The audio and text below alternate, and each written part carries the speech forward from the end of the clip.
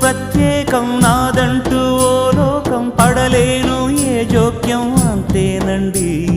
బాగుంది మీ టేస్టు నాకెంతో నచ్చేట్టు మనసెంత